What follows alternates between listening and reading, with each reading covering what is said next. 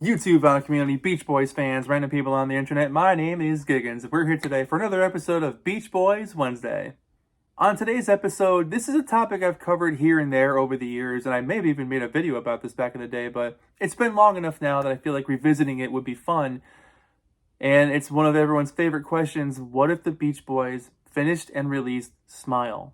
On top of that, what if they played at Monterey Pop? As we all know, 1967 started much more promising than it ended for the Beach Boys in terms of what was going to follow Good Vibrations. It was going to be SMiLE.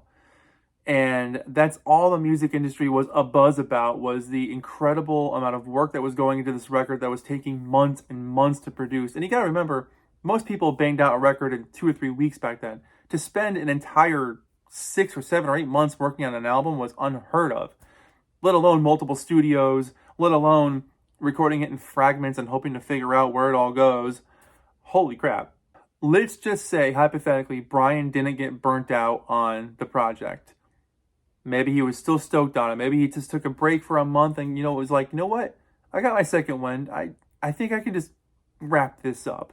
So the guys go back in the studio, they finish their vocals, they add some bits and pieces here and there. Brian figures out the layout of what the record's going to be in sequence, and they get this thing ready to release for a summer of 67 release. The tricky part about the summer of 67 is that's when Sgt. Pepper came out. So, that June was pretty much dominated by Sgt. Pepper, and that whole summer, and for most of that rest of that year, it was Sgt. Pepper. Obviously, some great albums came out and did well in the charts, but that record was inescapable. So, no matter what happened, if they put out SMiLE in May of 67, it would have gotten completely zooted by Sgt. Pepper, just like everything else did. So, not necessarily saying it would have been disappearing from the charts or forgotten about. I just feel like Sgt. Pepper would have overshadowed anything that came out that year, regardless of what it was or how good it was. But here's the thing. SMiLE's finished. They have the release date set. Brian's on the committee board for Monterey Pop. He says, you know what? We're going to go out there. We're going to play a lot of new stuff. We're going to play a lot of new songs. We're not going to play too many oldies. Maybe we'll touch California Girls. Maybe we'll do that one. But, we're going to do Good Vibrations, Heroes and Villains, a couple of things off the SMiLE record, a couple of things off Pet Sounds, and, maybe throw in Fun as a reward for the audience for being good. And here's the thing. I imagine Brian going up on stage with the guys. I think he'd be really proud of his work. I think he'd be really proud to show off the new record and literally be on top of the world, because you got to understand, so much had changed for the Beach Boys between 65 and 66. I mean, Barbara Ann was a #1 smash hit for these guys, which is the most square song you could think of. And then within a year, Good Vibrations comes out, which is one of the most groovy, psychedelic, far out of sight songs anyone's ever heard ever.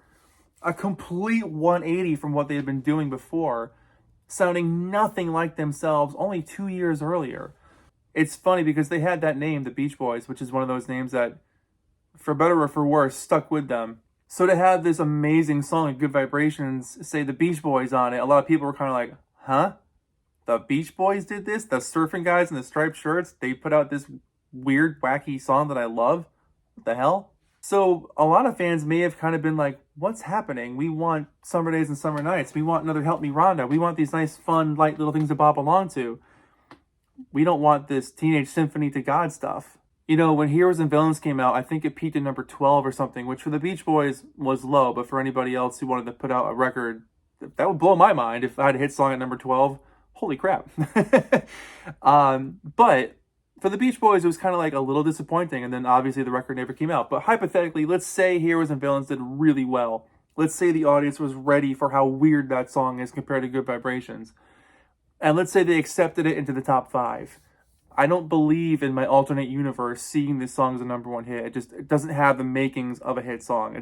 I love Heroes and Villains, but it's not a hit song. It's just not. So let's say Heroes and Villains does extremely well. The guys are playing it on the road. People are digging it. People are really getting into the groove of the Beach Boys going psychedelic and believing in what they're doing because the receipts are there. The work is there. The effort is there. It's not false. They're not faking it. They're not phoning it in. It's like, wow, they're really doing something special. We should keep up with these guys. Just like the rest of the music industry was doing, was keeping up with these guys. including the Beatles, as we all know. Sgt. Pepper came out of Pet Sounds, but like, imagine SMiLE coming out, racing up the charts. Let's say it's a top 10 album. Where do we go from there? Let's say they perform at Monterey and do a bunch of new material and it goes down so well. Where do we go from there? Monterey changed music overnight. The Who became a household name. Jimi Hendrix became a household name. It was a concert that people still speak about. Pop music got turned on its head that night, and if you weren't there, you kind of missed out. So I think having the Beach Boys on that bill would have changed a lot of minds. I think they could have shown how much they'd grown by that point by playing these new songs. And I think a lot of people would have been hesitant going in, but leaving as dedicated fans or new fans. Same with SMiLE. I think having the option on the shelf of seeing Sgt. Pepper and SMiLE next to each other on the record shelf would have been like, ooh, these are kind of groovy looking covers. I guess I'll try both. You know, the cover appeal of SMiLE is incredible. That thing is ready for the shelf. You see that thing, your eyes, I mean, look, you see this album cover and you just like, you gravitate towards it. It's incredible. Personally, I think if SMiLE had come out, it would have done more damage to Brian. I think he would have felt an even heavier pressure to finish whatever was going to come next. So we still may have gotten a Friends-esque album along the way just for him to chill out to. But look, Pet Sounds came out and the record company was like, nope, Best of the Beach Boys Volume 1, please.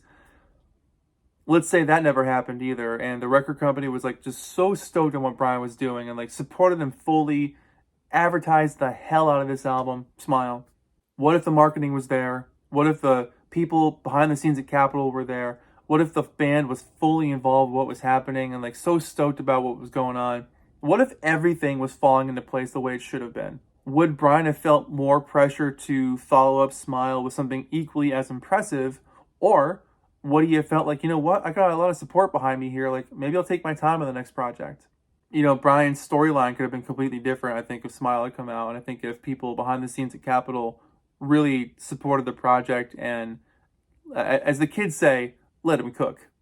So there you go, kind of a long-winded explanation of how I got to this question, but I want to hear your answers now. What would have happened if SMiLE came out and if the Beach Boys played Monterey?